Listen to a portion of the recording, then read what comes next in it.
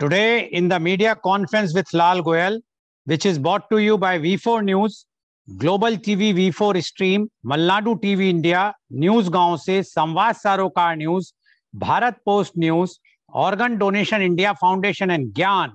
Our endeavor is to enlighten you with the current topic. And today's topic is not only current, but very, very relevant. The topic is challenges ahead for students. The struggle you are in today is developing the strength you need for tomorrow. A student is primarily a person enrolled in a school or other educational institution and who is under learning with goals of acquiring knowledge, developing professions, and achieving employment at desired field. In the broader sense, a student is anyone who applies themselves to the intensive intellectual engagement with some matter necessary to master it as part of some practical affair in which such mastery is basic or decisive.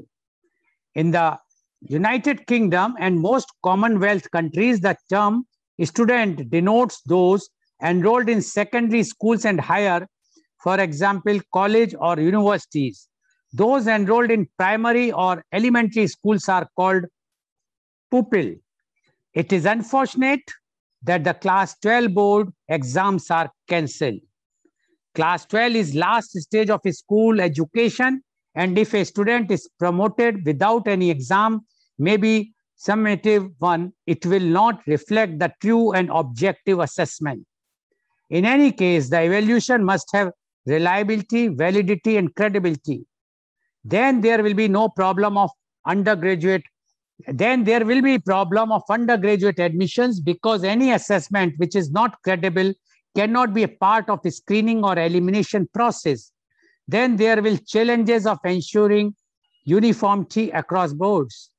Mr. Vipin Kumar Agarwal, principal of Sri Aurobindo College, believes that to have standardized and fair academic evaluation, common examination is necessary. If it is not conducted, it will lead to disincentivized, hard-working, intelligent students, and admissions to the higher educational institution will not be fair.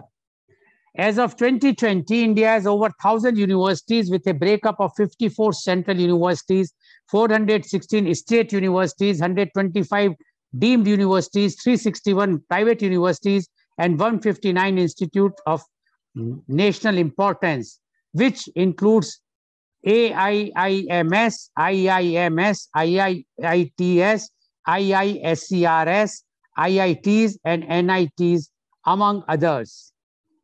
Other institutions include 2,627 colleges as government degree colleges, private colleges, standalone institutes, and postgraduate research institutions functioning under these universities as reported by MHRD in 2020.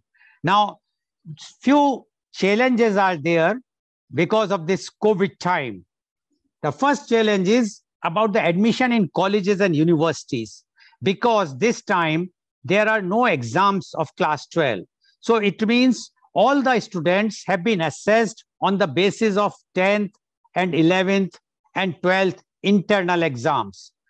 But whether all students who are very studious, they will be getting the fair marking or not, because it might be that they have not done so much fair at the time of when they were appearing for 11th internal exams, which are not the board exams, or even the 12th, the internal exams or tests. So for them to assess, because they are all might be getting good, not getting that much marks which they were expected. But there are students who are either the average or below average. Now they are also getting the pass, and they might be getting good marks because of the assessment of 11th internal and 12th internal and 10th. Now, if they will be at par with the studious student, it's very, very difficult for the universities and colleges.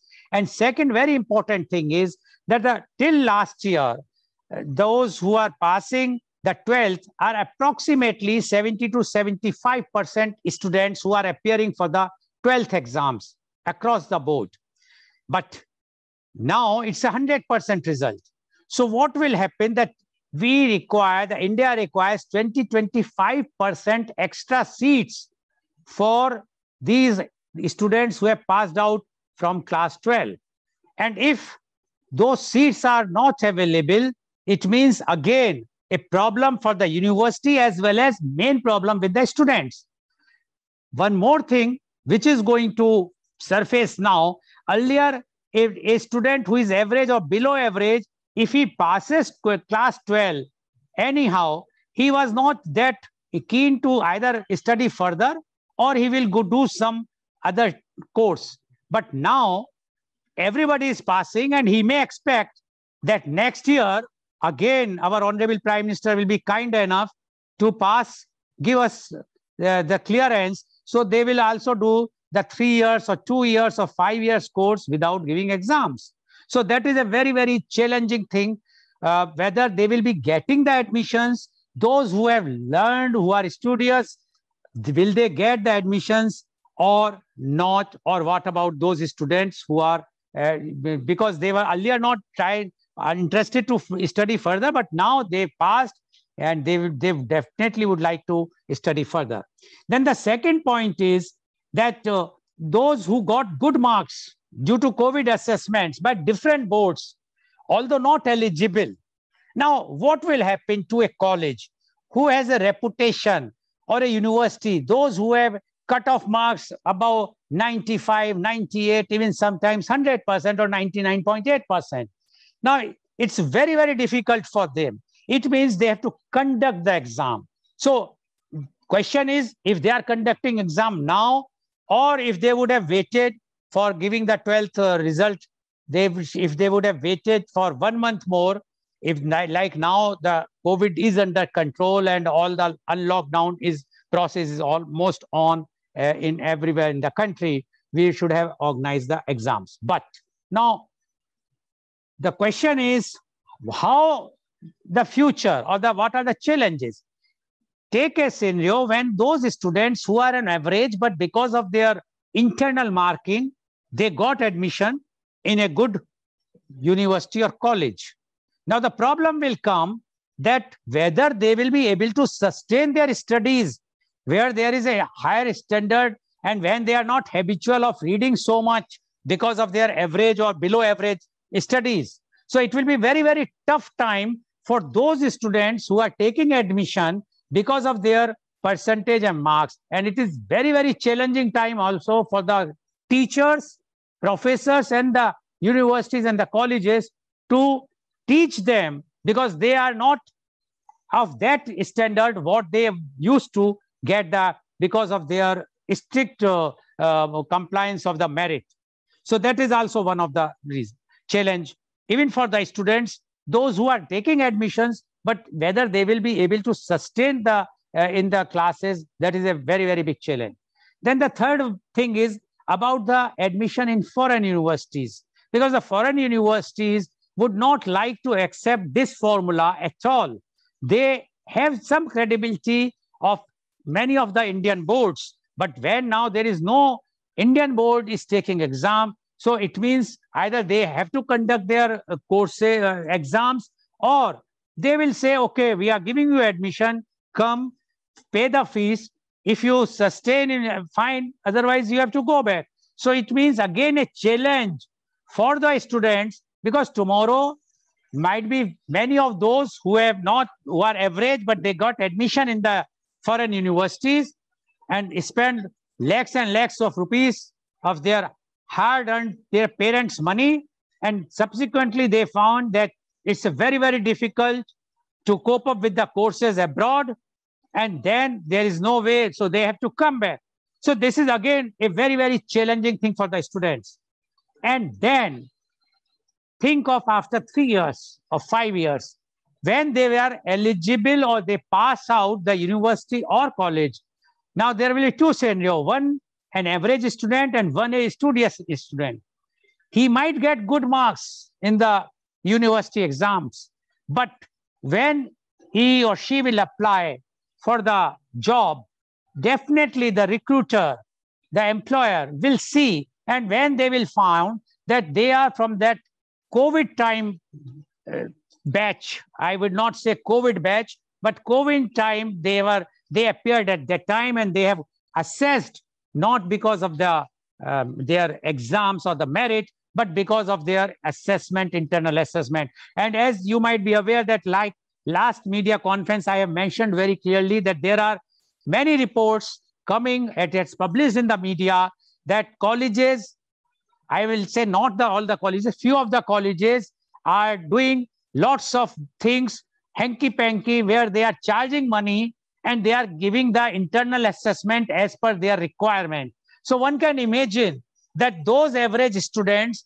by paying 50,000 or 1 lakh rupees, they might be getting more than 90% or 95% marks. So how the persons who are sitting on them as a recruiter would like to take it. So definitely it will affect not only those average students, but also the studious student, as well as it will be a mental setback for the studious student, because God forbids, if we will have again a wave 3, and tomorrow again the same scenario will come, the studious student who studied the whole year, he will feel or she will feel, why to study? It is again, we will have the same thing. So it is a very, very sad situation for the students, whether they are average, above average, or studious. So we have to see all these challenges, and there are many, many other challenges. And to discuss this, the challenges ahead for students, we have a very elite, very much experienced, and those who are authority in the field panelists with us. I would like to invite my first guest. He is Dr. Kurupasamy Ramanathan. Dr. Samy is MCom, MBA, MPhil, PhD. He is the director of the School of Management, Shri Saraswati Tyagaraja College, Pollachi. He is the General Secretary of Global Society of HSC Professionals. He is the Joint Secretary of Coimbatore Environmental Society. He is Secretary of Lead Research Forum. He is the Vice President, Rotary Coimbatore City. Dr. Kurupasamy Ramanathan has 4 years of industrial experience with Cipla Limited, Mumbai, and 20 years of teaching experience with Tyagaraja College, Madurai, a leading business school in Coimbatore. He is currently serving as Director, School of Management, Shri Saraswati Tyagaraja College, Pollachi. He has received a gold medal for his academic excellence in his master degree, MCom, from Ayya Nadar Janki Ammal College. He has completed his MBA and PhD from Madurai Kamaraj University. He is an alumni member of Indian Institute of Management, IIM Ahmedabad. He has presented 163 research papers in various international and national conferences, published 14 textbooks, including intellectual property rights and airport management, and 65 research articles in various referred national and international journals with impact factors.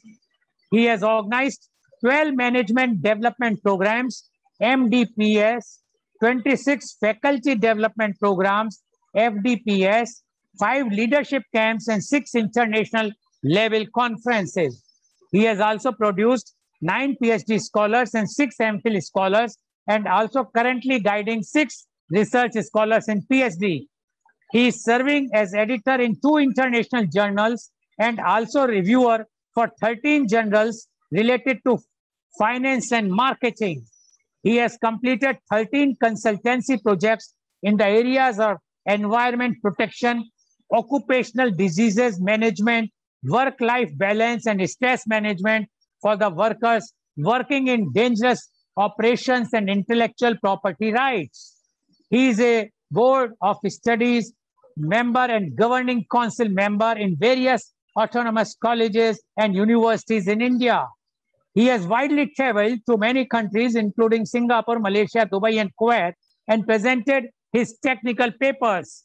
He was awarded with Prince Award by Youth Welfare Department 1996, Best Social Worker Award in the year 2013, Best Secretary by Rotary International 2019-20, and Man of Social Work by United Nations in the year 2019. He is owning an exclusive cricket academy, namely Kapil Cricket Academy at Coimbatore, to train the young people, and also owning 3 cricket teams. He has organized 4 painting exhibitions with his paintings and artwork. He is writing successfully, is a wide range of literacy genres, including poems, short stories, and novels. Welcome, Dr. Sami, on our show. Dr. Sami, before I will ask you about the today's topic, my one query for you, just unmute yourself, please. Please unmute. The query is, have you left any field? You are in education, you are an artist, you are a painter, you are a poet, you are a writer, you are a cricket player, what not you are. Hats off to you, Dr. Sami, for having, and this is what we want. We want those experts who are authority in their own field, those who have done so much work, research. Thank you for joining us. Now, Dr. Sami, today the condition is 12th exams, no exams. So basically all the students are getting pass, but the assessment will be done either on the 10th exams, as far as the CBSE I am telling, I don't know about other boards. Then 11th internal exams and the final exam, then 12th internal exams. Now, as we know, the COVID was there last year. So there were no 11th, many of the colleges have not taken even 11th exams, final exams. No internal exams for 12th. Now, the question is, although it is a challenge for the college and university, but just imagine those challenges which students are going to face. So we would like to know from you, challenges ahead for students. Dr. Karup Sami Ramanathan. Thank you very much, sir, for your wonderful opening remarks. I think you asked one question, okay, the multitasking, how we're able to. So I'm happy to handle my time during COVID-19 because of my diversified hobbies, painting, pencil sketching, and other thing. Anyway, I think the entire story, if you look into that, even Sari has mentioned about in his opening remark, he has mentioned about the examination pattern, even 11th standard and everything. So that make a big difference. Okay, if you look into the traditionally we were very rich in conducting examination, tracking the performance and other thing. There is a need for Plan B also now.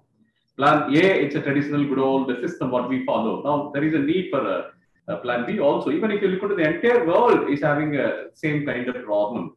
We are talking about the 32 crore people, those who are studying in our country. The same scenario is applicable for 157 crore people, plus people those who are in student stage. I think one thing it's very clear now. Even places like us, Pollachi, it's known for its climate. 8 to 9 months you'll get a drizzling. The climate will be wonderful climate. But now, due to COVID-19, for the past 6 to 1 year, okay, we were not in a position to get the students here. Students love to come to our place when Coimbatore is known for its climate. So that's one. Even Sari has mentioned about the additional intake under the, because once you give all pass for all the students, there is a big challenge for the policymakers, because how to accommodate that people also. Maybe even if you increase one intake 60, again a big challenge for the institution to provide infrastructure one side, other side they should get a qualified people also. So as a whole, if you look at that, it may be looking like a simple problem, but it's having root level issues. And again, Sari has mentioned about the conduct of exam. I think there is a need for the Plan B also that should be formulated. Even this year, it may continue. So the government can take a solid decision, the mode of operandi, how to conduct examinations, everything. And the bigger challenge, again, the cost of technology. I'm talking about these students. Maybe 80% of the students may be comfortable in getting technology, maybe gadgets, electronic gadgets, net connectivity and other thing. Still, there are a good number of people, those are struggling even for internet connectivity and other thing. Suppose if the third wave continue, how we are going to manage? So there is a need for there is a need for a specific plan to overcome such type of issue also. Say, for example, if we say 7 people are having a connectivity, 3 people are, they have lesser connectivity with the technology and internet penetration. That's one challenge we would look into that. And Sar has mentioned about the international students also. I think once you look into the international students, even many Indian, those who are migrating for their studies in European universities or American university, Canadian universities, they used to work as a part-time. They used to get a part-time job to manage that. Suppose if you look into a person going to Germany, maybe an average spending maybe 800 euros. They are able to manage the maximum with the part-time jobs and other thing. Now it's a bigger challenge. But getting admission visa issues and other thing, countries like US, that's there. And second thing, getting a part-time jobs there, and the security issues and other thing, that's also there. Because local business also a little bit they have constraints in accommodating people from the external thing also. I think as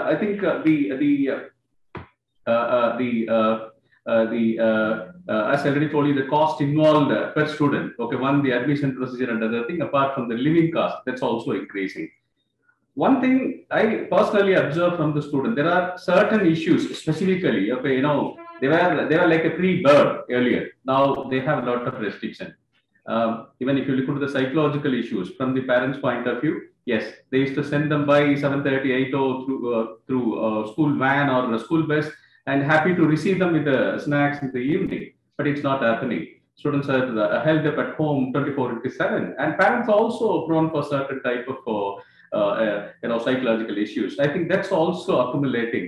When one side, the online classes, if it is not interesting, again, it may be leading to some other psychological issues to the students. One simple thing I can tell you, say for example, even if you look into the cognitive stress level among the students, cognitive stress level, maybe fearful anticipation, poor concentration, and other things. These are all the other side effects. Even people are saying that India is having a huge number of youngsters, so they are going to the real estate for the future. Even Sarvesh mentioned what is going to happen after 3 years. In opening remarks, Goel had mentioned, okay, what is the status is going to be after 3 years? That's the biggest challenge we are going to face. Though we have rich younger population, because of these pandemic issue, okay, they are held up at their home itself. The physical lack of physical exercises. That's also one of the reasons for the prone for stress. And even they are continuously they are sitting in front of the gadgets and monitoring the classes and other things. Even emotional stress also dominant now.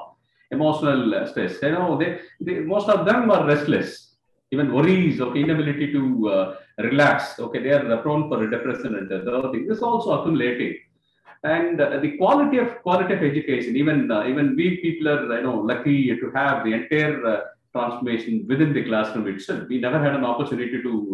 I think the other chairperson will agree with me, because almost all the things, right from my KG section up to my PhD, we had a classroom environment. We enjoyed that one. Even for us adapting to the change, that was the biggest issue earlier. First 30 to 40 days was the biggest challenge for us, because everything is online. We will not have any emotional touch with the students. That was one of the challenge we faced. Now we are overcoming it. What is the technology? Now we have become a techno-friendly, and we also made our students a techno-friendly. Most of the things we are learning from students. Frankly speaking, even the gadgets and other thing, apps and other things, there are many things that are available. We are learning all the things from our students. So it's going to be a mutual. Though it's open, okay, it's open for everyone. Education is open for everyone, but only thing is the quality issue. Even in the chairperson has mentioned about the quality aspects. Even this batch may be treated as a COVID lockdown period batch. So how they're going to give an importance for it? Even I'm sorry to say that even leading institution, I don't mention the name. Okay, earlier they got the offer letters from leading corporations from USA and Canada. Now they started getting back that offer letters because of the continual pandemic situation. So one great scope for students, they can go for experience learning. You can say they can go for the startups where a huge volume of money is not needed. They can trust on a small technology or a concept. Okay, they can go for a concept selling, or even something related to digital marketing. They can go for it. That's one of the opportunity area where they can make a trial and error basis. There are plenty of scope for earning a part-time also, because digital classrooms are only for limited hours. I know very good number of students, they are making a team and they are marching towards. But the percentage of such, focused people are very limited. That's also one of the biggest challenge for it. One, people are prone for sedentary lifestyle, obesity. Even the parents, they started making a complaint to us, sir, my son has put a weight, my daughter has put a weight 3 kg, 4 kg. That's also one of the biggest challenge. Obesity is going to have it. And, the stress management, there is a need for a mentoring. There is a need for a mentor. They should speak with because they don't have any connectivity with their outsiders. Maybe they may be making a, chat with their friends, classmates, but it's not sufficient to them, even though outdoor play and the other thing. So that's why I think this is one of the biggest challenge for the entire community, irrespective, the stakeholders, segregation. Parents are facing issues, teachers are facing, and students, even particularly students, they're facing a lot of challenges, and the policymakers also, and accommodating all the students in an infrastructure where we can give a knowledge transformation. I think the government should focus on the 360 review of all the things. So whatever the better experiences we have learned, we can put forward, and we can plan for a better policy, okay, which will be right solution for the people those who are sitting in urban, semi-urban, and rural area. Particularly, there are certain areas where you cannot reach even through with the cell phone towers and other things. So we have to take care of that people also. There are a good number of people residing on the top of the mountains where the technology is having a lesser role to play. So I think that's also maybe looking like there may be a 5 to 7%, but that people also must be taken into consideration. I think put in a very simple way, even one thing we can hit it, the hobbies. Earlier when I joined for my second standard, my teacher asked me the very first one, what are your hobbies? I think this is the right time we have to stimulate the hobbies to our students. And when as a parent, we have to encourage them, let them do something fruitful for them. Maybe we used to say knowledge asset creation. Okay, whatever the idea they have, let them put it in a small model or small pictorial representation. Let them convert as a knowledge asset. I think how effectively you're going to manage our time, because Japanese, they used to say time is life, but we used to say time is gold and diamond. No, it's not like that. Time is life. Every minute is precious. You cannot have any control over the past. So we can have better control over the past. But earlier we used to predict the future. What is going to happen next year, the year after next year. But now, okay, everything is beyond prediction because of COVID-19. I think this is my opening remarks about the queries raised by Mr. Goyal. I think I'm also very eager to learn from the other members too. And put it in a very simple way, countries like India is very rich. It is having a lot of natural resources, rivers, mountains, and everything. But only thing is still Indians are poor. There is a big gap. Likewise, only we are rich in huge volume of population. We have all facilities and everything. Still, we are not in a position to control over the pandemic issues. So let me expect the same kind of efforts and support from the people to curb such type of pandemic one side. On the other side, equally, we should take care of our young children, those who are in schools and colleges. They are going to be real assets. They are going to be they are going to make trend makers. They are the entrepreneurs. They are the scientists. They are the people. They are going to start the own corporates.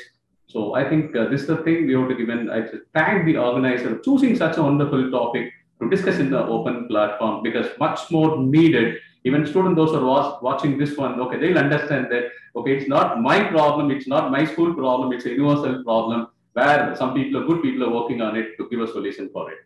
Thank you. Okay, let me listen to other people, please. Thank you very much, Dr. Sami, for giving your opening remarks in a very powerful way. I will just highlight few things. He says that now the time has come that we should have a specific plan for the education, in which he wants, because he says that online education, connectivity, so many issues are there. So the government should come out with a specific plan how they are planning to do, because COVID has already taken a toll on the education and especially on the students. So for those students who are in a rural area or those who are in a hilly area where they are very difficult to get the network, it's better that we should have a specific plan.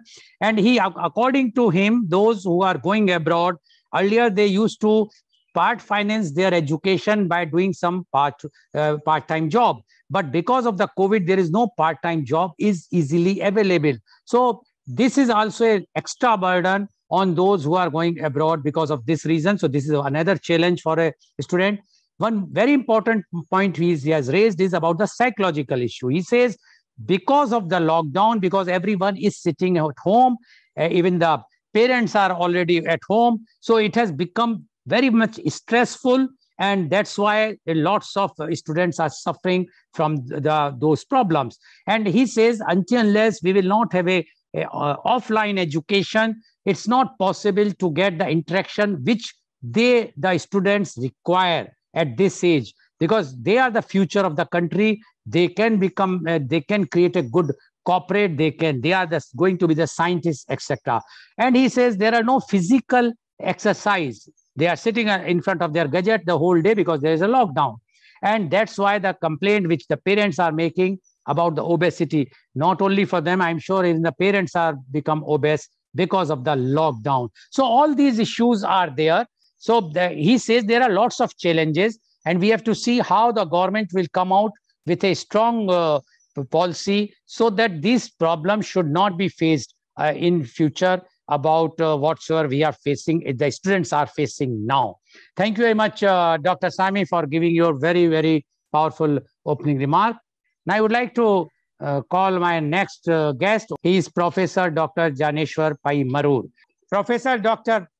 Pai is MBA, MPhil, PhD. He is a professor at Justice K.S. Hegde Institute of Management, Nitte. He has qualified KSET management examinations conducted by University of Mysore in 2013. He has over 18 years of industry teaching and research experience. He has worked as lecturer at SDM College of Business Management and Postgraduate Center for Management Studies and Research, Mangalore, from 2003 to 2006. He has worked with JP Morgan Chase Bank in India and Newark, Delaware, USA, corporate office from 2006 to 2012.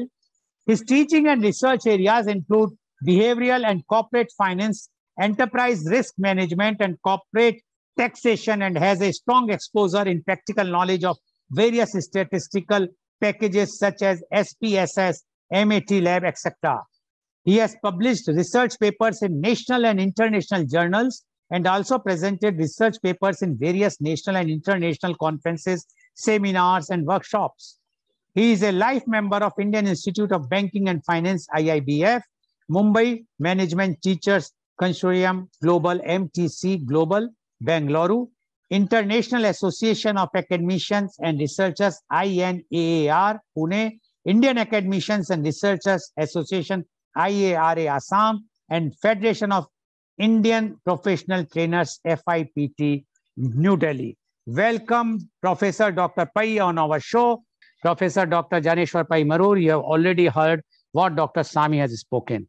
Now, we would like to know from you your views on the challenges ahead for students. Professor Dr. Janeshwar Pai Marur, please. Good morning, respected Lal Goyal sir, my senior learned friends and renowned academicians, Dr. Sami and Dr. Savita Nachimuthu, and your viewers. It's indeed my pleasure to share my views on today's topic, challenges ahead for students. Our students have faced unprecedented challenges last year, and this year too, stemming from the COVID-19 pandemic and the disruption, the pandemonium and the chaos. It has totally unleashed our education system. This pandemic has affected more than 1.6 billion students and learners in more than 190 countries and continents. School disruptions have exposed the fragility of our so-called modern, centralized, bureaucratic education system. The transition to online learning, the lack of job opportunities, and family hardships have caused instability and, I would say, volcanic challenges in the already hectic lives of our graduate students. Let me tell something about a study that was conducted. A recently conducted national online survey shows that after struggling with the COVID-19 pandemic for more than a year now, majority of our college students are feeling very optimistic about the course of the COVID disease, but are seriously worried about their own economic future and are increasingly somehow skeptical about the value of their higher education degree in general. That's very, very sad.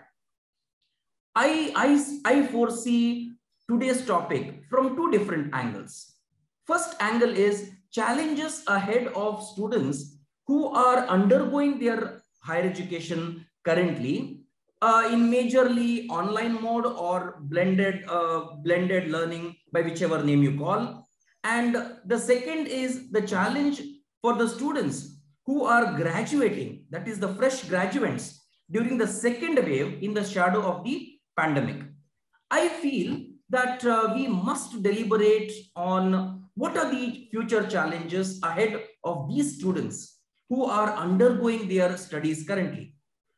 Challenge number one is the challenge of adaptation. The challenge of adapting to a changed home environment where parents and children are working, studying, playing at home together.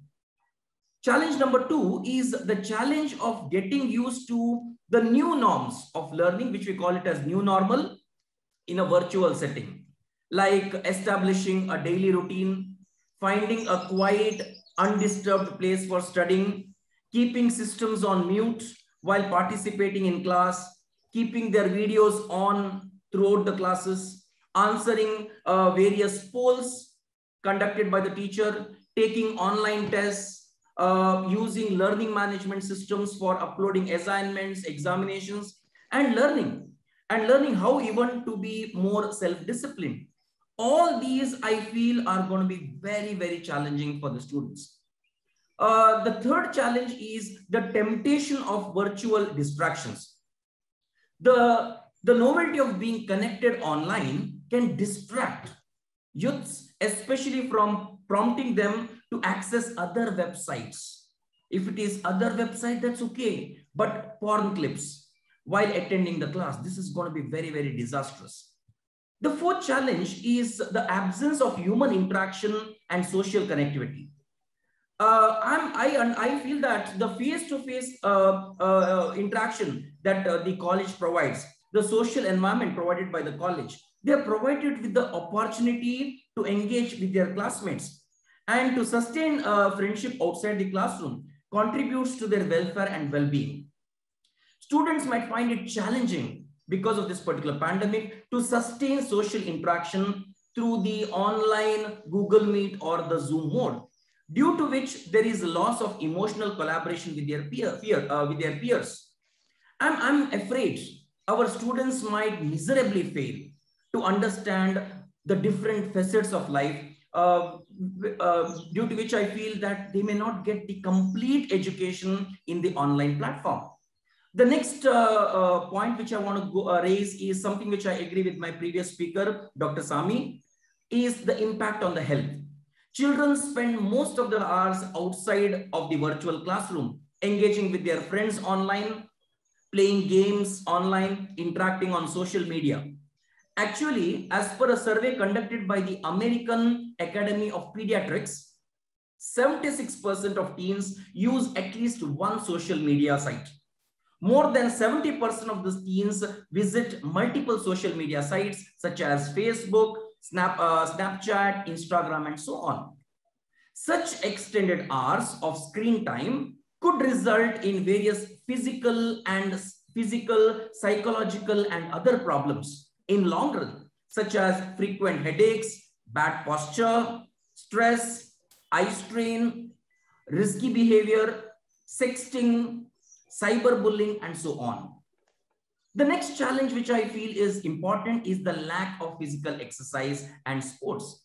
With the school occurring mostly virtually, children have no longer have access to physical exercise in sports ground as they did before.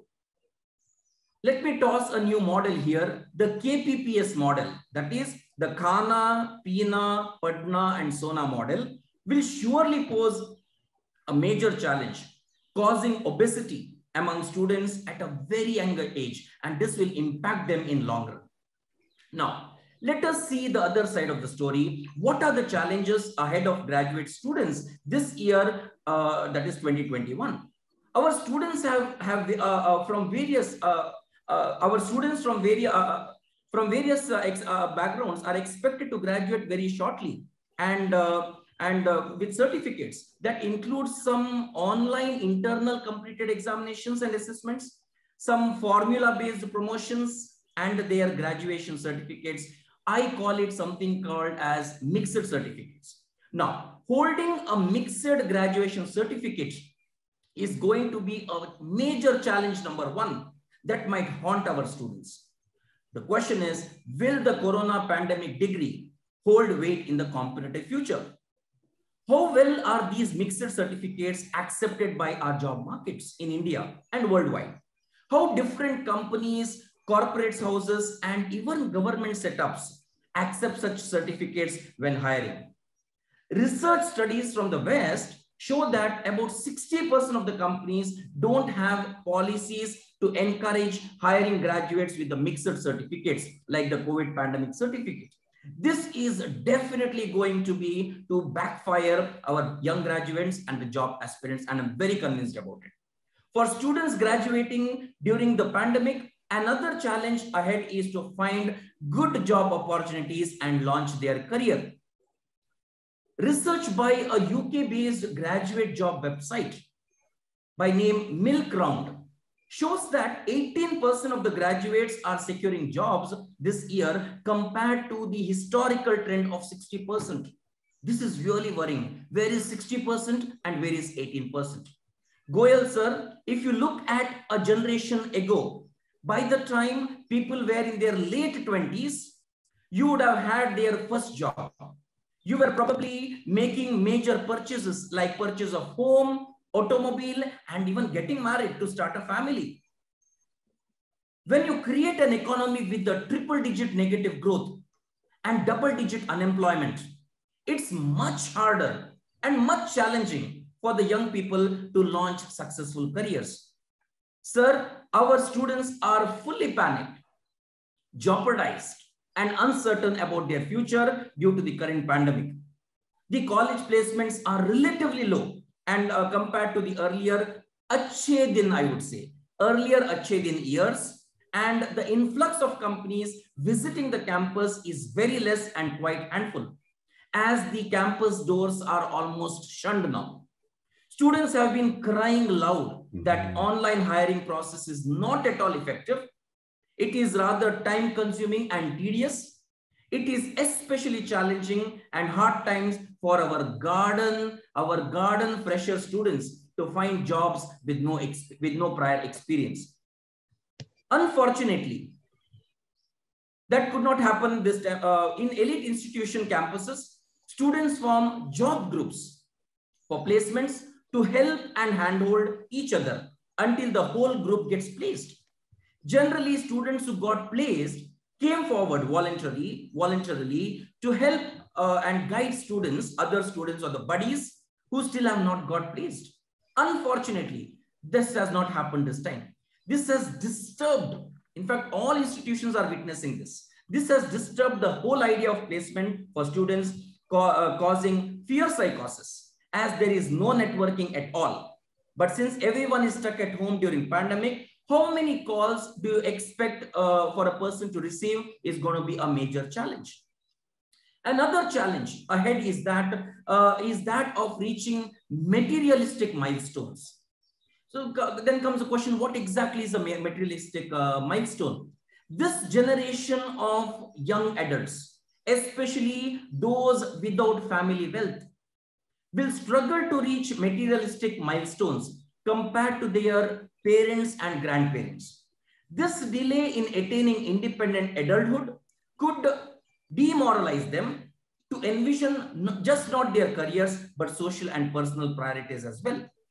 Recent studies show that graduate students have depression and anxiety rates 6 times higher than general population. This is especially challenging in the times of crisis when productivity and motivation feel next to impossible.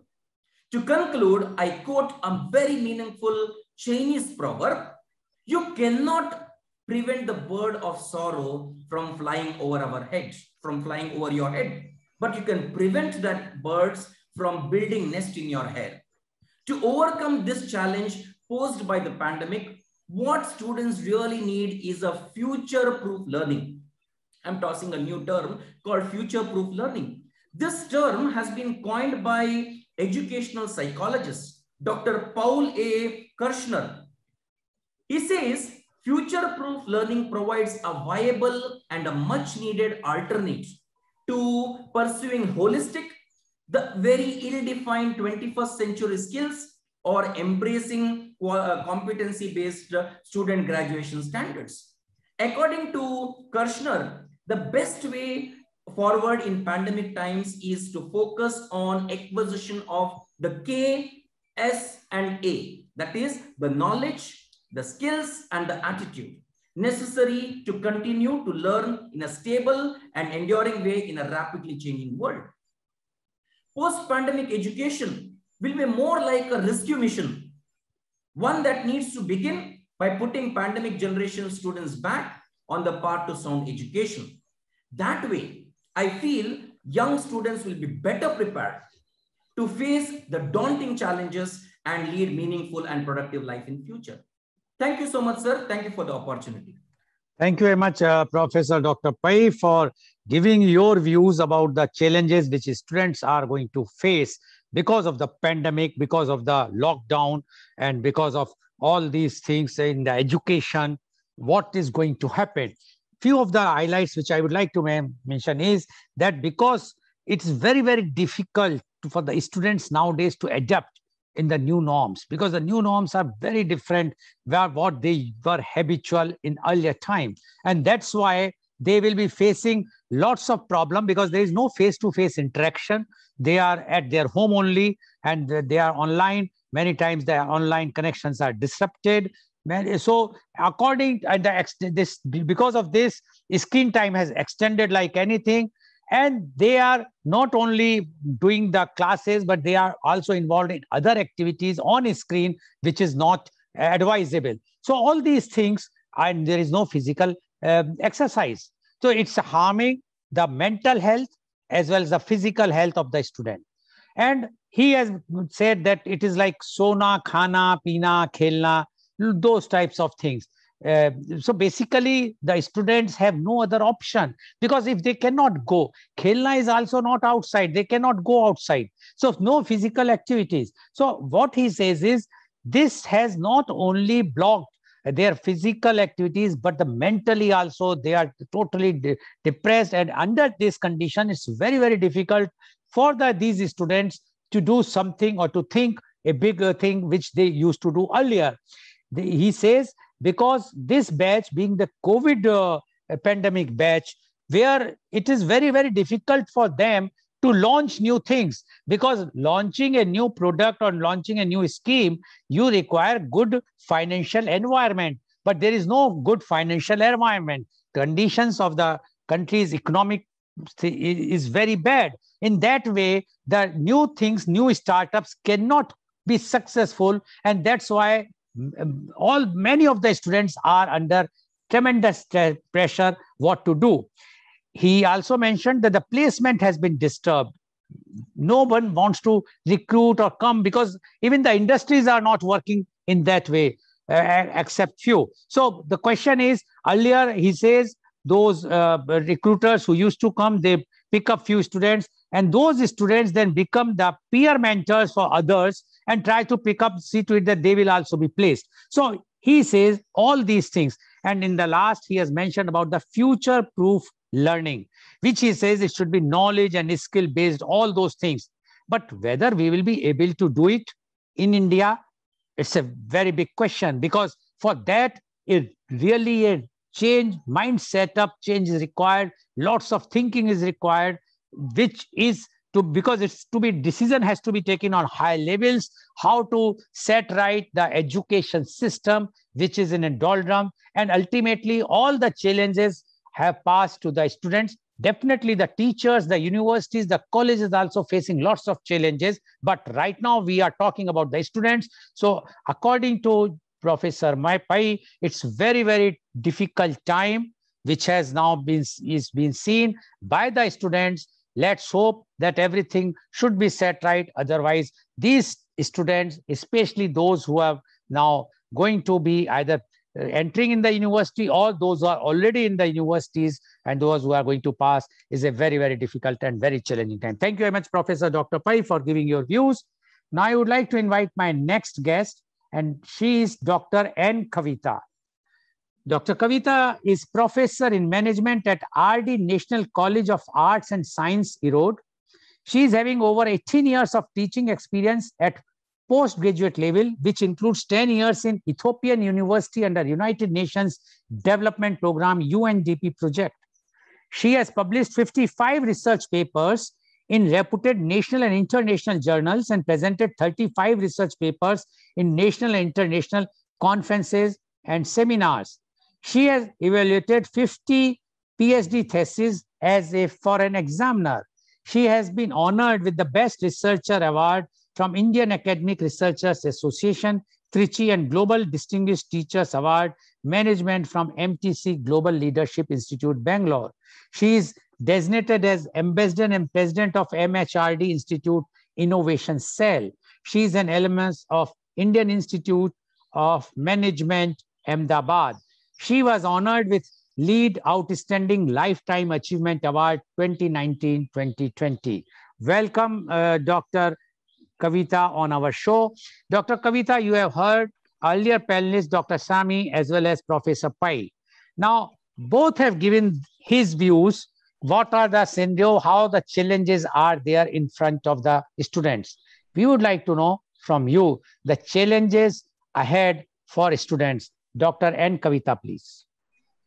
Thank you, Mr. Goyal, for introducing me. It is my great pleasure to be the part of this media conference here.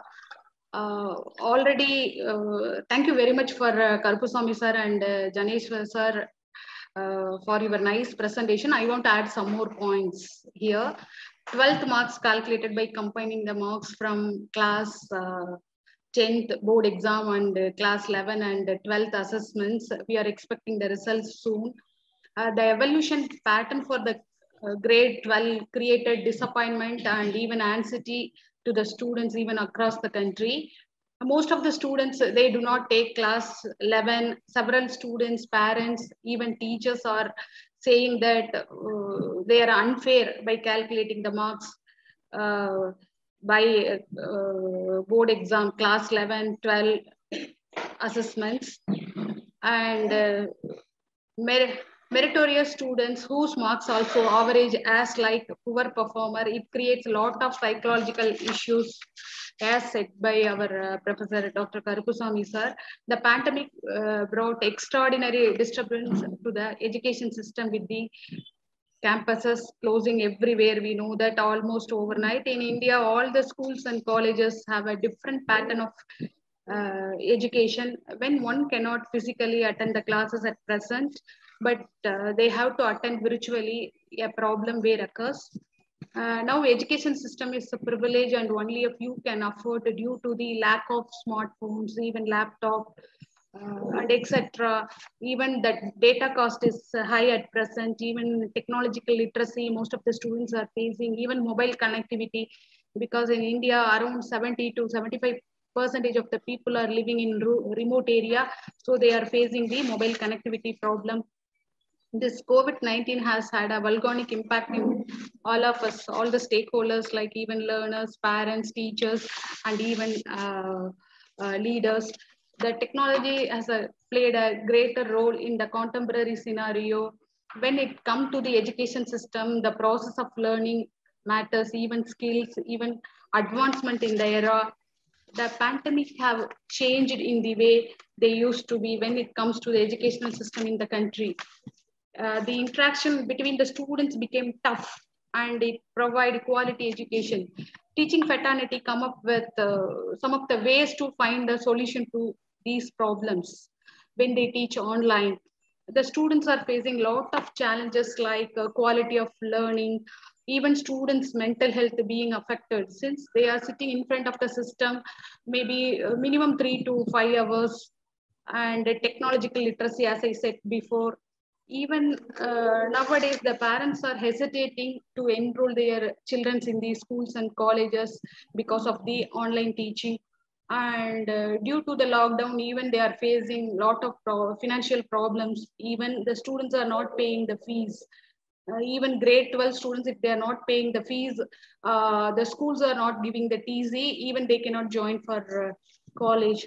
They are facing, even the students, those who completed their graduation, even they cannot go for a post-graduate due to the financial problem. Even apart from that, even anxiety, depression, everything. Even unfavorable study environment at home, they have faced a lot of disturbances in the home.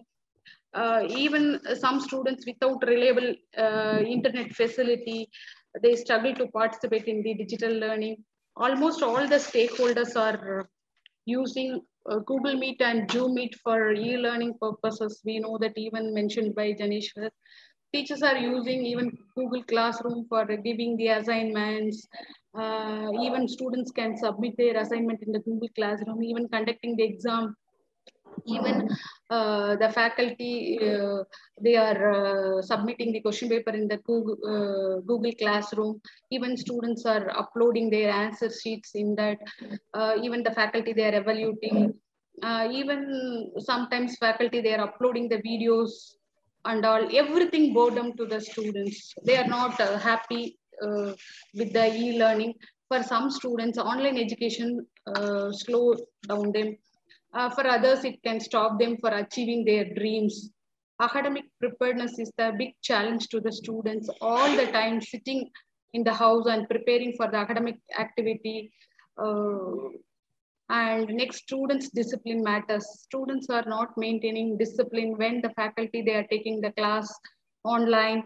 So decorum can be maintained by the students.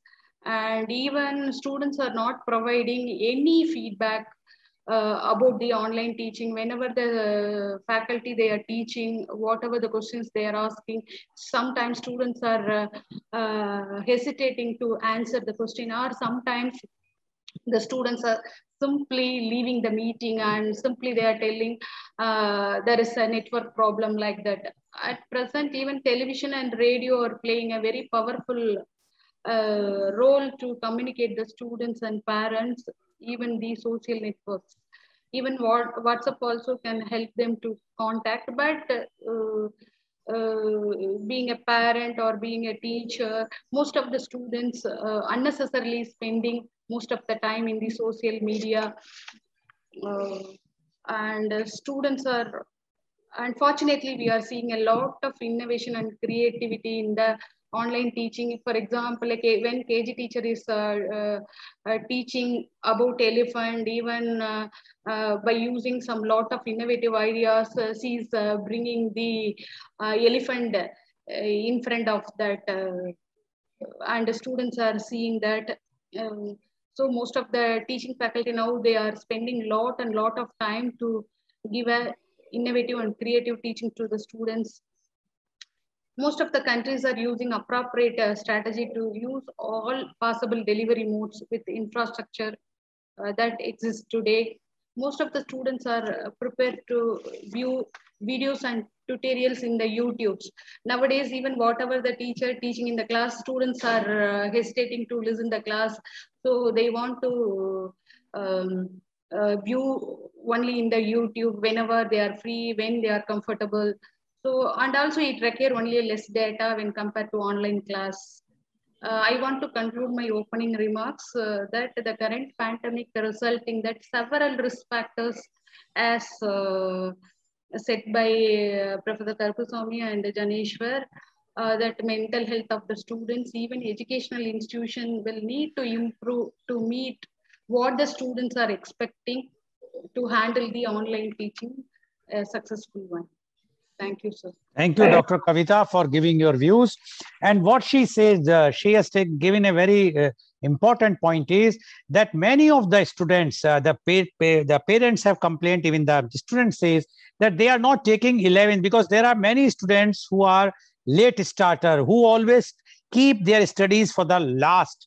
although it's some says that's bad, but some says good. So they are the late starters, and so to give them the assessment on 11th assessments or the 12th internal, they says it's not fair for those studious students who were supposed to read at the last moment and get good marks. So that is a very big drawback, and that's why they are mentally very much upset. She also mentioned that because of the lack of infrastructure, because 70 to 75% population is in rural areas, there is no proper internet connections, as well as the financial conditions are not that everyone can afford to have a smartphone or a laptop. So these all things are creating lots of problem. It's basically becoming a digital divide among the students, and it is ultimately giving a lots of mental pressure or tension to the students and lots of challenges how to cope up with all these things. One more important point which she has raised, which I am sure the government has to take some good step or positive step in. The practicality is that the students used to pay the fees at the time of the examination. This is a practical. Many of the colleges, the owners also spoke to me. Now, because there are no exams and they all are passed, the only way out is to stop their TC. Now, if they are stopping the TC, ultimately the student is facing lots of problems. The challenge is how to get the admission. The condition is the students or their family now have no such type of jobs or the money, financially they are not sound. So it is not easy for them to make the entire payment at one stroke. Earlier they used to, because they have a full plan, they have to pay the money at that time. Now, if this is a scenario, how the student will get admission? Similarly, those who have done the graduation, they are also not getting their leave certificate. There are lots of hassles and problems are going to take place. So that is an important point, which I am sure the school management and the government should find out some solution so that the students should not suffer. Then she says that because of e-learning, many students are not happy. Although there are new innovations have come, some of the primary students, she has mentioned about a primary teacher who show the online the elephant, but it is fine once, but it is not practical, because the experiential teaching which they used to do practically, they used to take them to the zoo and show the animals. It is not possible. So what Dr. Kavita is mentioning is that e-learning is not at all successful, and that's what a lot of challenge. Even she says that the students, because those who are on social media, they are wasting time on other social medias, which is also creating lots of problems. And the mental health of the students are suffering, and that's why there are lots of challenge. What is going to be the future? Because the uncertainty of the studies, uncertainty of the jobs is creating problem. Thank you very much, Dr. Kavita, for giving your views. Now I would like to ask my first question to Dr. Sami.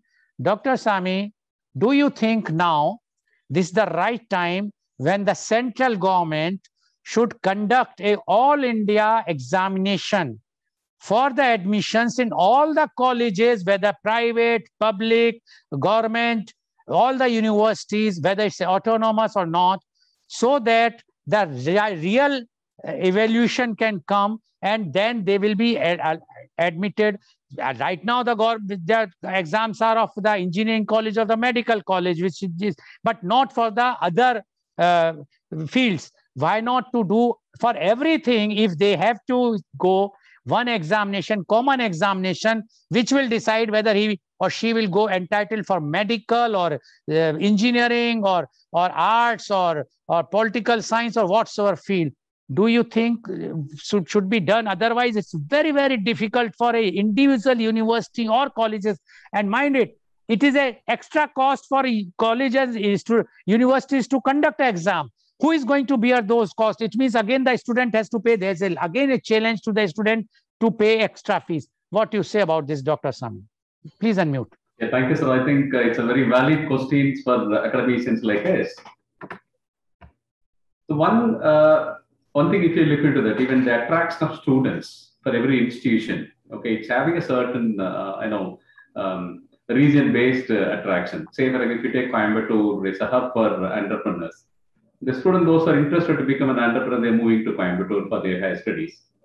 Even technical education, if they want to get some technical education, something related earlier, we were able to give a textile-related hands-on training. Now, automobile engineering, the spare parts and other things, motor pump. So the mechanical engineer, those who are interested to go for the hands-on training, they are moving. So likewise, every state is having its own nature of attracting the students. One, making it two different segments. One, conducting exam at the all India level for irrespective of the categorization of it's having a practical difficulties, because one, we have not standardized the student standard throughout the country in a uniform pattern. So students in Kerala, their standard will vary. The students in Tamil Nadu, that will vary. So that disparity is there. Even apart from that, even if you take a particular state, a particular district, okay, maybe because of a higher concentration of industries and educated parents, their quality will be an upper end. There are certain areas where students' quality is not up to the mark. So one thing, conducting exam, it may be a very good idea, but there are many issues and challenges also facing, because even if you are framing a question paper, common question paper, okay, I don't know whether all the people sitting in every students are spread over the entire country, whether they're able to write the examination properly by understanding the question paper. Again, even there are certain botherings I want to express here. One, say for example, even we don't have a separate audit mechanism or any policy related to online class auditing. Though we are saying it, okay, we are IT superpower and the other thing. So one, we are lacking with that. Even if you look into that, government can do a miracle. So one, you can say earlier educational chest was levied. Now government can go for 1% chest for electronic gadgets for students. Just 32 crore people, including affordable community, look into that. It's not going to be a big budget for the government. So they can maybe a 1%. General public are always ready to give. Even the support from the Rotary and other social organizations.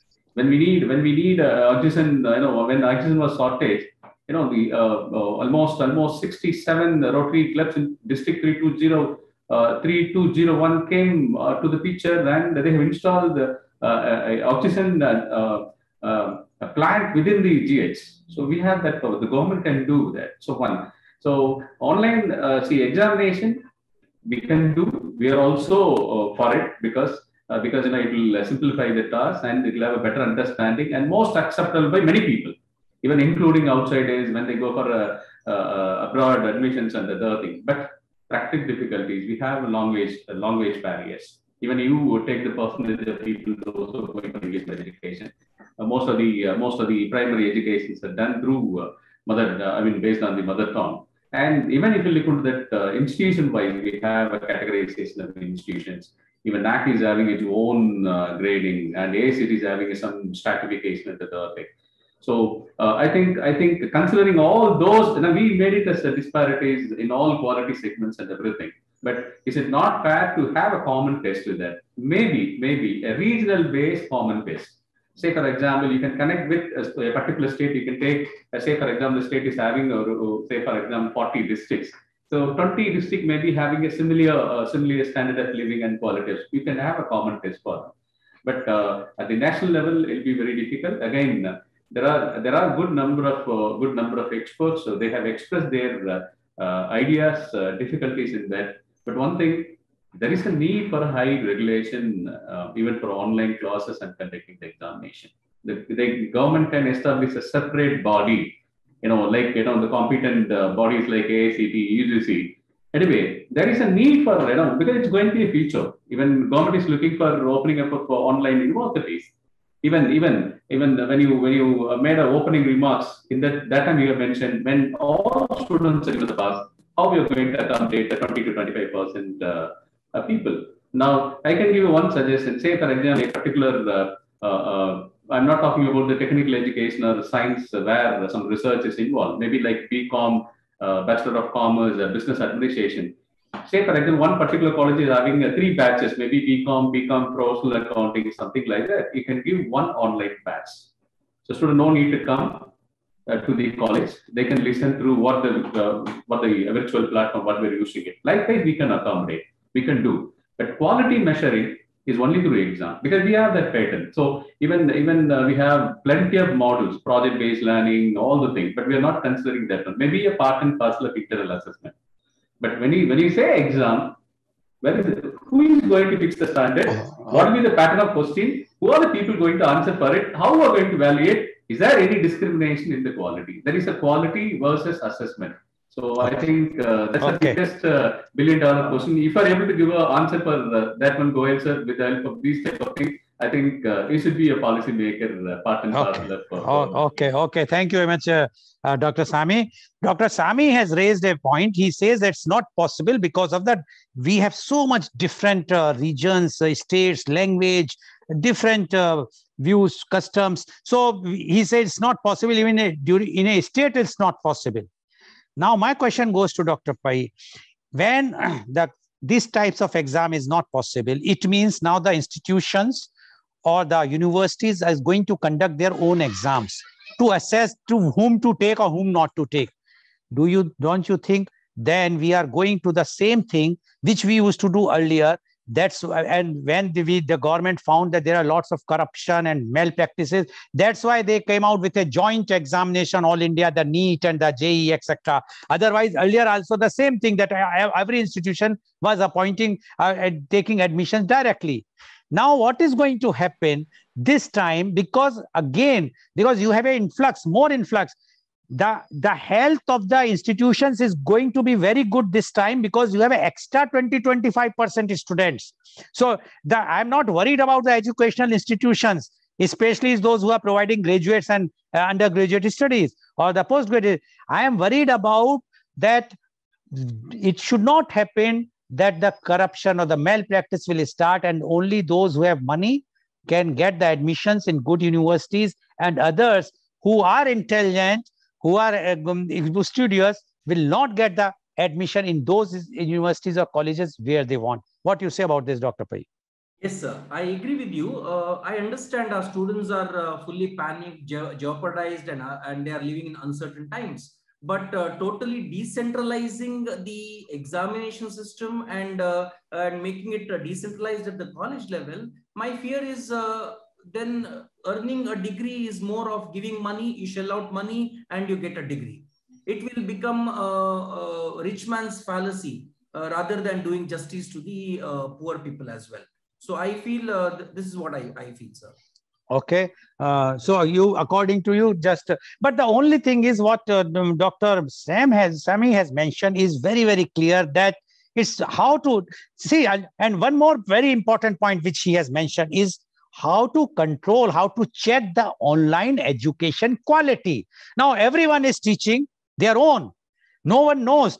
Earlier, there used to be an inspector going to check the education, how they are teaching and whatnot in the physical. But there is no check. Even the college authorities themselves can't check what is the quality of online, because it's a new phenomena. And when it is a new thing, how to check that whether this online education is giving the same quality of education which is required. Otherwise, what is going to happen with the reservation which Dr. Sami has mentioned is the quality of education will go down. Do you agree with this, Doctor? Yes, sir. Yes, 100%. Now, the seriousness is belonging to that of the teacher rather than the policy makers. See, how many policies will you make?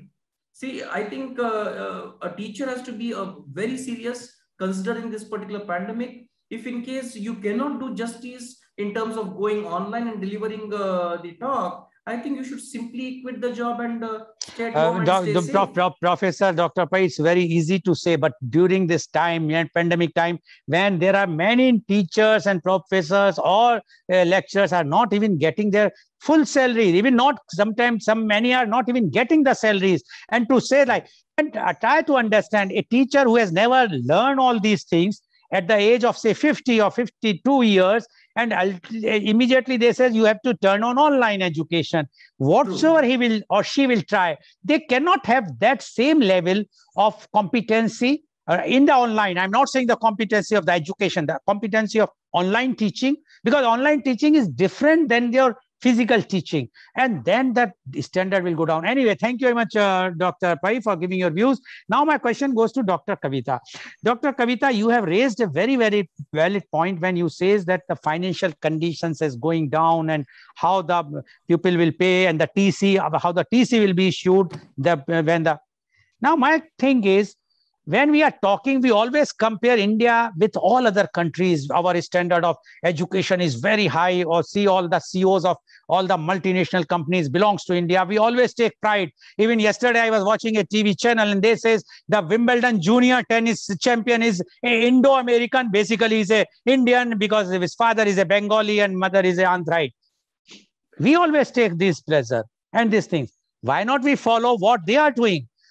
Don't you think the government of India at this time, because of the pandemic and to see the future of the students, should pay the tuition fees to all the students or waive off of and to pay to the institutions, so that the institutions should not suffer and the students will not suffer, the education will go extremely, because then the financial condition, as everyone, as you mentioned, the main mental condition, the main mental problem or pressure to the students and their parents is the financial right now because of the pandemic. So if that will be go, that thing will go definitely, and the education institutions will also take more interest. Students will also take more interest and they will study, which is very common abroad, where the state gives the fees, tuition fees to the universities and others. What do you say about this, Dr. Kavita? Sir, thank you very much, sir. I agree with your point. Actually, government should help the students to pay the fees, sir. And even apart from that, even educational institution, they should give at least fees waive of at least 50% like that. And even apart from that, industrialists, they can help the we understand, but the industrialists, apart from few of the industries who are doing well, other industries are also facing lots of financial crisis because of the pandemic. But at least the government, when they are ready to help, and they have, it's not that they don't have funds, they have funds. That's why we are having elections. We are organizing so many melas and whatnot. Why not we see that these students who are real future of the country, who are the present and the future of the country, who are in majority, why not we see to it that they, at least their tuition fees should be given to the institutions, so institutions will not suffer, students will not suffer, parents will not suffer, and then the quality of education, then the choice, what Professor Pai has mentioned, then if you cannot teach, you can quit. At that time, yes, if you are paying the salary, and if the teacher is not adapting themselves with the new norms, if they are not, then that is fine. But today, colleges are not in position to pay the salary. They are not getting admissions, as everyone is agreeing for that. Then when they are not getting money, they are not paying salary. And at that juncture, if the pressure is there that you have to give a quality education, how it is possible? What you say, Dr. Sami, is it possible that if anyone is not getting the salary, if they are not sure what is going to be the future, and they have been pressurized to give a quality education, because as per the things, a teacher, a doctor, an advocate, or any professional should be tension-free if you want a proper output from him or her. What do you say about this, Dr. Sami? Well said, sir. I think this is the biggest problem ongoing in different places. It's a kind of a triangular mess. One side teachers. There are certain schools and colleges, those who are paying money. Okay, it's very limited. But there are second category. There are certain colleges and schools, those who are making a partial payment, maybe a 40%, 50%. That's okay. But there are certain schools and colleges, they are putting a bracket in that you have to collect the fee, then only it will be, the dues will be cleared likewise. But if you look into the financial wellness of parents, because of the pandemic, some of the people are salaried. Now, for the past 1 year, almost it's 1.5 years, they are not doing some people are, underemployed now. underemployed. Some people went outside employment, for your information. So they are also putting efforts to take care of their family, to take care of their livelihoods. But when it is coming to the fees and the other thing, nowadays it's become a little bit expensive. Even if you take the fee structure of colleges and institutions in the recent past, okay, it's almost 5 times than what we remitted during the last decade. So that's one of the biggest thing with that. But if you look at the income level, proportionately that has not increased. So that's one of the major gap. So most of the earnings now is going for education of children now. That's one of the earlier India is said to be a savings economy. The parents used to save money, then rest of the thing they spend it now. But now they want to spend it for education. Mostly, even if you look into house rent and other things, the proportion of education is on the upper side. That's why you have rightly mentioned the government should take some initiative. One, corrective mechanism, okay, it's there everywhere there, but they can fix some standard for institutions, those who are matching out certain standard qualities where, okay, the salaries may be supplemented, okay, not for the entire period of time, maybe for this type of pandemic situation. But Dr. Sami, I disagree in one field. See, humans or the citizens are same. Somebody is more intelligent, somebody is more competent, and somebody, after all, everyone requires money to eat. They want food, they want to stay. So at this pandemic time, some help should be given, irrespective of their caliber, irrespective of their education. Otherwise, what is going to happen? Then again, the corruption will start. That this particular institution which favorites of the government will get more money. Those who are not in a good books in the government, they will not get the money. Yes, please.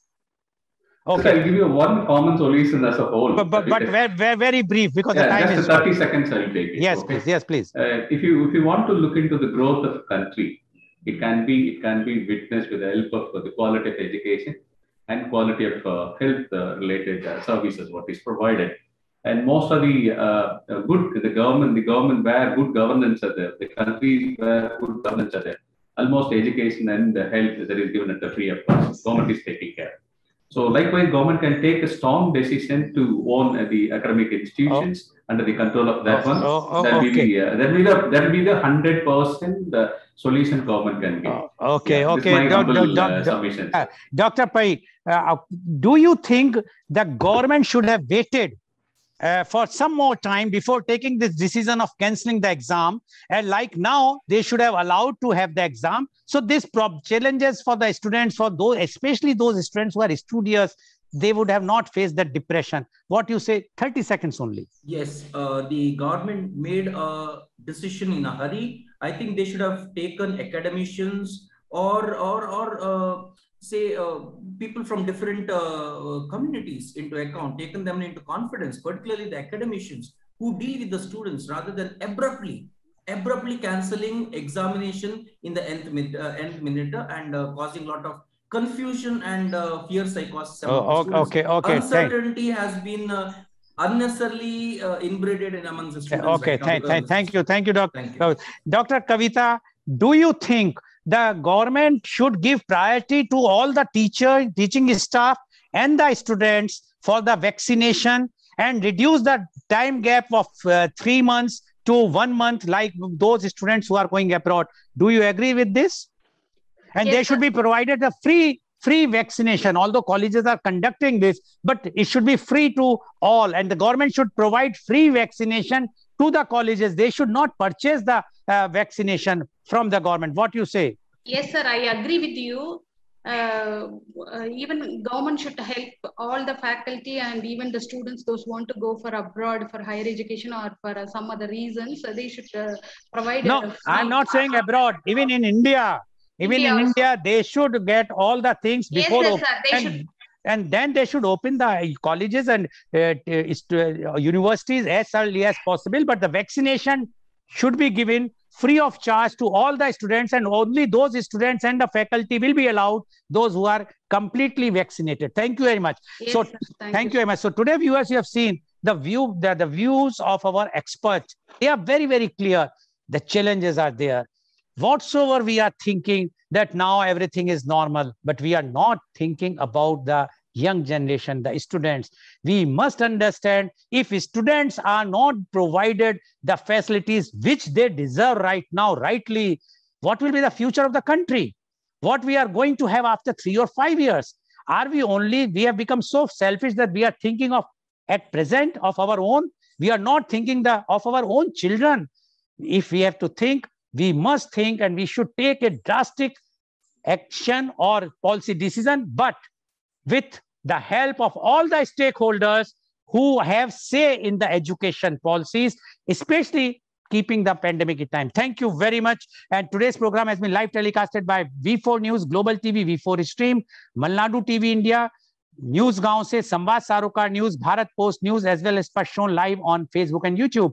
And our endeavor is to bring to you in the evening, every day, a new personality or a person who has achieved something in his life and who has become a, you can say, a role model for the young generation. And today in my program in the evening 4:30 p.m. The Kal Aaj Aur Kal Lal Goyal Ke Sang, the chief guest is Father Salim Joseph, advocate. He's the director of Edu Skills International, Nelladi. So please tune in today at 4:30 p.m.